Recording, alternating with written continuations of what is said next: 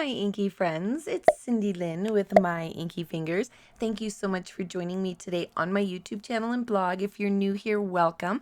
I'm a Stampin' Up! Demonstrator in Calgary, Alberta, Canada, and today I'm going to show you how to do some realistic coloring for your card making. More importantly, making your stamped images look real. And we're going to do this on vellum, which I think is perfect for these leaves here. So this is the Gather Together bundle. And in this series, the Master Your Card Making, I show you how to recreate a card from a current catalog or artisan designer. And you're always welcome to comment down below and let me know the page number of a card that you want to see me recreate. So here's the card here. And as you can see, doing this on the vellum just makes those leaves pop. I absolutely love it. You're not going to believe how easy this is too. So what we're going to do is we're going to cut out an A2 size card, a card front, and an insert, and our vellum. Now I'm going to de-staticify my vellum with my little pink poofy tool. It's embossing de-statification powder inside there. Nothing special. I just kind of like the way it looks. So what I'm going to do is I'm going to stamp this leaf 3 times across this vellum, and then I'm going to put all of my powder on it all at the same time. So just a little time saving tip, and as long as you don't get your fingers all in your Versamark, then you're going to be totally fine. So the thing I like about the Stampin' Up! Vellum, it's so thick and you can hide glue behind it. I mean, if you use a little bit of glue, it doesn't show through and it doesn't curl when you're heat embossing it. Not as bad as the thin, cheap vellums do. So while I like to save money, this is one area where I don't cheap out. I make sure that I buy my good Stampin' Up! Vellum. So I'm doing a screenshot there just so that you can see it really doesn't curl the paper very much at all, which I'm super, super happy about. And, you know, even if you do have a cheaper vellum, it's not going to be that big of a deal on this particular project because leaves, when they're all dry and dying, they kind of crumple and curl anyway. So it might just add an extra effect to your card. So I'm going to pull out some Stampin' Blends, and I will list all the supplies I used down below in the YouTube description and on my blog with photos. So I'm going to start out with my yellow, and you can use any colors that you like. I'm just going to call them yellow, burnt orange, and orange. How about that? Because you can use any colors you want. Now, working on the back side of your vellum. Now, you notice I taped that down. So what I'm going to do is I'm just going to apply some lines on the veining, and I'm going to take some alcohol ink, or alcohol ink. I guess it's just alcohol. We're creating alcohol ink, Cindy Lynn. Now, as you can see, it's wet. Now, I used a 90, it was 91 or 99 there, but the more percent of alcohol, the quicker it will dry and the better effect you will get. So I don't suggest using like a 50%. You might get away with a 71, but I'm just going to spray it, and then I'm going to kind of wiggle my glass mat around so that it kind of like the ink kind of moves around and just creates a nice background. Now I am going to heat it just because I'm impatient and I want it to dry quick because I don't want to be here all night. And if you're going to heat it with your heat gun, be very careful that you're not getting it too hot because you'll melt that embossing powder again and it'll stick to whatever you've got it taped to because it's upside down, right? Now I wanted a little bit more yellow there in that bottom corner, so I'm going to spray it again, and I'm just going to move that glass mat around, and I'm keeping this in real time so you can see exactly the process, right? So I'm going to dry it up a little bit, and I'm drying it up just like, you don't even have to dry it totally, but just enough so that the next one, when you move on, doesn't really bleed into the previous one, right? So here's your burnt orange Cajun Craze, but again, use whatever colors you like. And you could even do these in green and have it not be a fall card, right? I'm just going with the fall theme, so hence the colors that I chose. Now, this one is a really dark, intense ink, so as you can see, there's a lot more color to move around on there.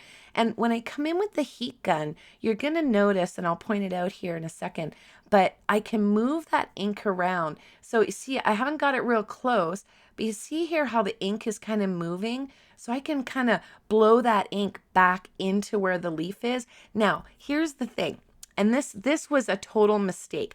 When you heat this, it creates these lines, like these harsh lines there that I just pointed out. So I thought, well, I'm going to come in with an aqua painter that's got some alcohol in it.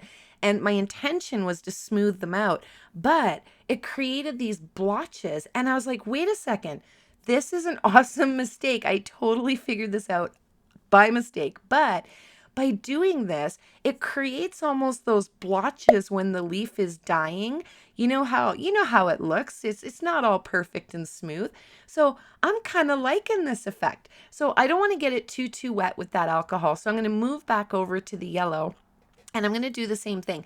Now, the yellow is much lighter, so it doesn't quite show the blotches quite as intensely as the next two will, but I'm going to wipe off my aqua painter, water brush. This is the aqua painter. They're retired. They're now called water brushes. You can use any one that you have, but I also labeled it so I know that there's alcohol in there. So I love that blotchiness, the way it turned out. But if you don't want it blotchy and you don't want those harsh lines, let it dry naturally and you won't get those lines, okay? So nevertheless, I'm super excited that it turned out that way. So I just continued that one like I showed you on the other ones. Now here, I'm being very precise how I line this cardstock up in my embossing folder because I want to cut my corners and I want to use the pattern as my guide. So I'm just using this die out of the Tasteful Labels dies. And because I created a pattern that's even on both sides, I can kind of gauge and eyeball really well where I want to place that die because I want to kind of invert round those corners, right? And I wanted them stitched.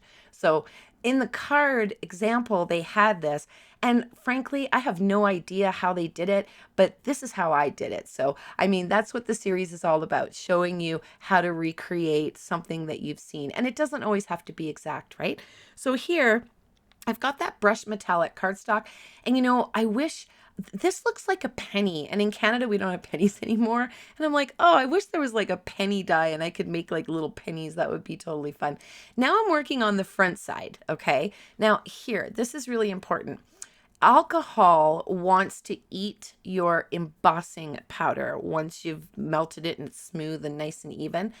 And this was another thing I learned doing this, but I really like the way that if you overheat embossing powder, it kind of burns a little, and it kind of does that a little bit because it eats away at it and your embossing powder wants to separate.